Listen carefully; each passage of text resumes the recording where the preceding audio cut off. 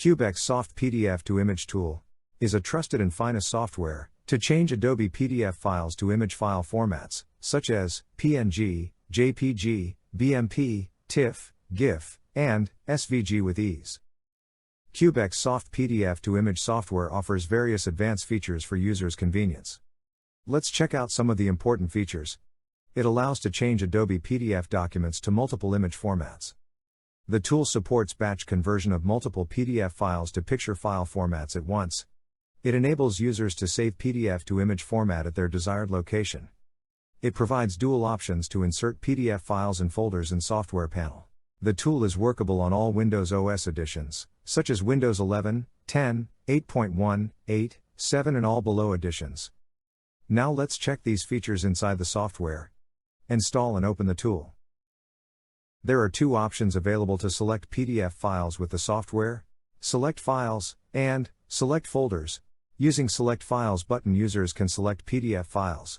This option is best if you are having very few PDF files. Using Select Folders button, you can add entire folder having PDF files. This option works as a batch conversion mode. Now let's start PDF to image conversion process, and select PDF files using Select Files button and click on Open button. The software will display the source path location and the number of PDF files selected for conversion.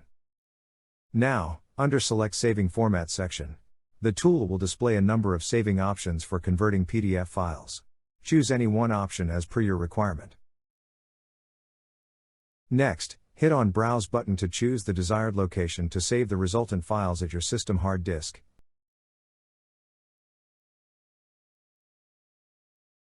And click on Convert button. As a last step of the PDF to image conversion method, the software will start converting PDF files with all conversion progress details displayed at the bottom of the software. As process finishes, software will prompt you with a message box and will open the conversion log and the saving location after successful conversion.